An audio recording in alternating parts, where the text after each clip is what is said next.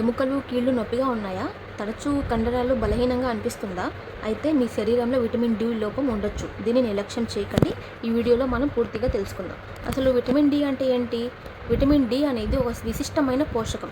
ఇది సూర్యరశ్మి చర్మంపై పడినప్పుడు మన శరీరం దీన్ని స్వయంగా తయారు చేసుకుంటుంది. దీన్ని సన్షైన్ విటమిన్ అని కూడా పిలుస్తారనమాట. సో ముఖ్యంగా ఇది చేసే పని ఏంటంటే మన బాడీలో బోన్ హెల్త్ అంటే ఎముకల బలానికి కాల్షియంను గ్రహించడంలో ఉపయోగపడుతుంది. అదేవిధంగా ఇమ్యూనిటీని పెంచుతుంది. ఇంకొకటి మెంటల్ హెల్త్, మెదడు పనితీరుని మరియు మానసిక స్థితిని మెరుగుపరుస్తుందన్నమాట. ఇది చేసే పనులు ఇవి. దీని యొక్క సాధారణ లక్షణాలు ఎలా ఉంటాయంటే ఎక్కువ నీరసం అనిపించడం, అలసటగా అనిపిస్తుంది. ఇంకొంతమందిలో బోన్ అండ్ బ్యాక్ పెయిన్ వస్తూ ఉంటుంది. తరచుగా ఎముకలు లేదంటే వెన్నులో ఎక్కువ నొప్పి రావడం. అదేవిధంగా మజిల్ వీక్నెస్, మన యొక్క కండరాలు అనేది బలహీనంగా తయారవుతాయి. దీన్ని మనం ఈ విధంగా ఈ లక్షణాల వల్ల మనం గుర్తించాలి ముందుగానే. సో ముఖ్యంగా మన ఇండియాలో జనరల్ పాపులేషన్లో 70-90% మందికి విటమిన్ డి లోపం ఉంది. అదేవిధంగా అర్బన్ ఇన్హాబిటెంట్స్లో హై రిస్క్ అనేది ఉంటుంది. ముఖ్యంగా ప్రెగ్నెంట్ ఉమెన్లో డెఫిషియన్సీ అనేది వచ్చే అవకాశం ఉంది. మన ఇండియాలో అధిక సూర్యరశ్మి ఉన్నప్పటికీ విటమిన్ డి లోపం చాలా ఎక్కువగా ఉంది. దీని యొక్క కారణాలు ఏంటంటే ఎక్కువ లోపలే ఉండడం వల్ల ఈ విటమిన్ డి లోపం వచ్చే అవకాశం ఉంది. ముఖ్యంగా హై మెలనిన్ వల్ల అంటే చర్మం రంగు ప్రభావం వల్ల కూడా వస్తుంది.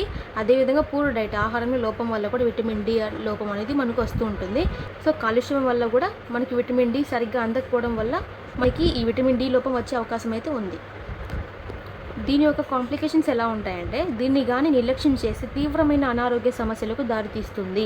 ముఖ్యంగా ఆస్టియోపారోసిస్ అంటే ఎముకలు పెళుసు బారిపోవడము, అదేవిధంగా రికెట్స్ పిల్లల్లో ఎముకల వంకర్లు, హార్ట్ ఇష్యూస్, గుండె సమస్యలు రావడం ఇవన్నీ జరుగుతూ ఉంటాయి. కాబట్టి దీన్ని మీరు అసలు నిర్లక్ష్యం చేయకండి.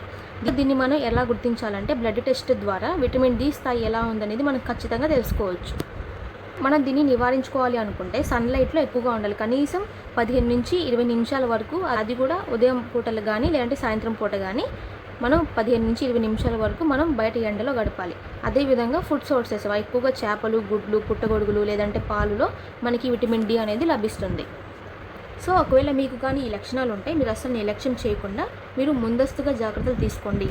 ఎందుకంటే సమస్య వచ్చిన తర్వాత బాధపడడం కంటే ముందుగా రాకుండా నివారించుకోవడం చాలా చాలా మంచిది. సో దీనికి సంబంధించి ఇంకేమైనా డౌట్స్ ఉంటే కామెంట్ చేయండి. ఈ వీడియోని మీ ఫ్రెండ్స్ అండ్ ఫ్యామిలీకి షేర్ చేయండి. సో దీనికి సంబంధించి ఇంకేమైనా డీటెయిల్స్ కావాలనుకుంటే నాకు వెంటనే కాల్ చేయండి. దీనికి పరిష్కారం నేను చెప్తాను. Thank you so much.